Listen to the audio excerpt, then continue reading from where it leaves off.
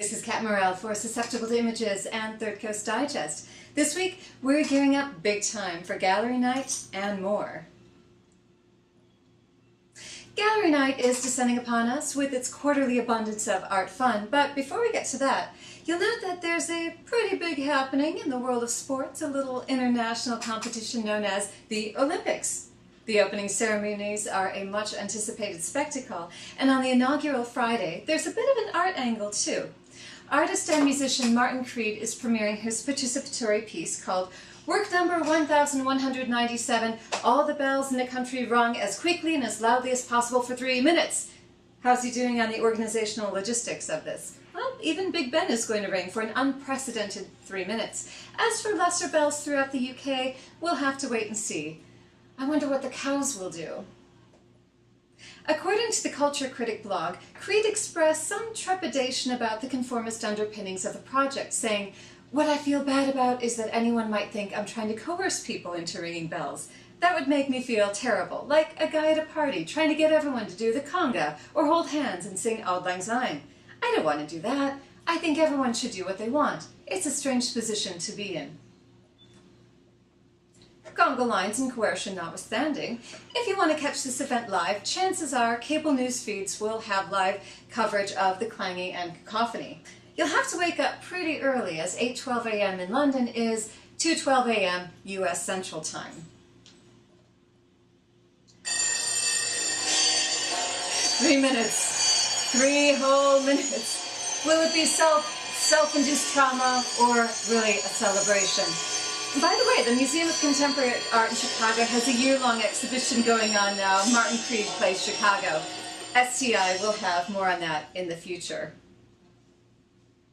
So once you've gone back to bed at 12:15 a.m. and the ringing in your head has stopped, after a few hours of sleep, you'll be ready for gallery night. It's the 25th anniversary of this event, and there are some fun surprises in store. TCD's published an overview of exhibitions, and you can find many more in the handy Historic Third Ward brochure and their website. But not all exhibitions are actually in the brochure. There's some things to add to your list. One of these exhibitions is Thomas Hellstrom, Sugar is Combustible, which has been extended through August 18th at the Milwaukee Gay Art Center at 703 South 2nd Street. Hellstrom has recently returned to Milwaukee after 2 decades in New York. This exhibition is like a wall of memory, a scrapbook of time to peruse. Though these are images from Hellstrom's life and travels to Berlin and Venice and other places, there's something universal in these fragments. The reflection of light on an industrial plastic chair, a face across a cafe, or the impromptu still lifes of restaurant table detritus, emptied sugar packets and exhausted straws. They're personal yet universal in our modern experience. And even if you haven't been there, the giant glare of sun over Venice speaks the language of a moment, a memory. There isn't a specific narrative underlying the arrangements of Hellstrom's exhibition. This has more to do with visual relationships, which is another way of welcoming a viewer into his life. You don't need to know the real stories, but you can get into these vignettes on your own terms, in your own time. Hellstrom augments the prints in the exhibition with an online photo diary showing continuously in the gallery, plus large-scale prints. The artist will be in the gallery during regular hours on Friday and Saturday evenings, so you can meet him too.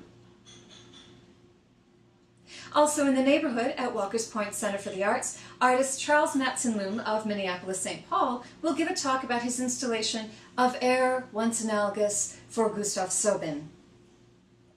This is one of the breeziest places I've been in a while. I don't mean literally in terms of air moving, but breezy in the whimsical sense of feeling that you're both in a disco and at the bottom of a swimming pool. The material seems simple, but the visual and evocative atmosphere is certainly not. Also at WPCA are works by artist Kathy Breslaw. Her ethereal sculptures play with textures, particularly those with deceptively delicate industrial materials. This is not a crowded show, so take your time to check out the details.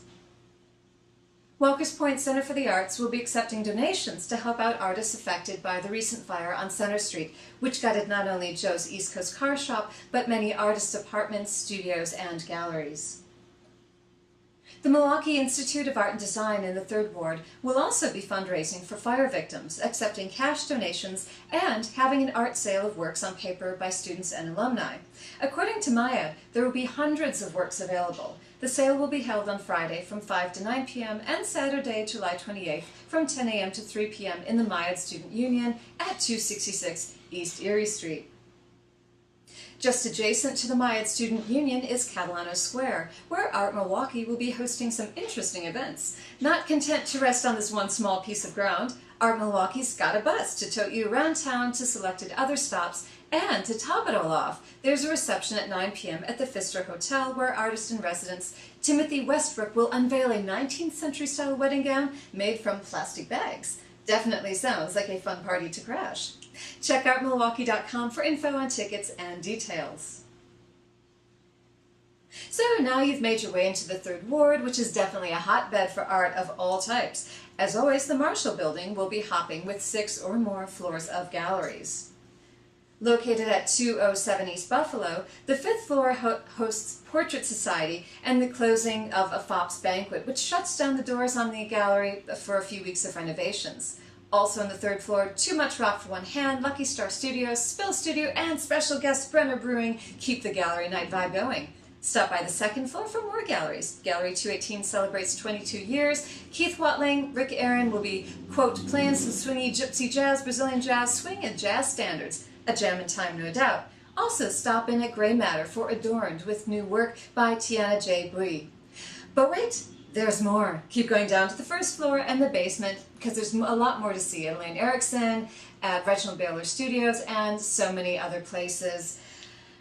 And oh friends, there's so much more, much more. So check out the Gallery Night brochure and stay tuned to Susceptible Images as we continue working our way through the ever-evolving art scene in Milwaukee. Until next time, this is Kat Morrell for Susceptible to Images and Third Coast Digest.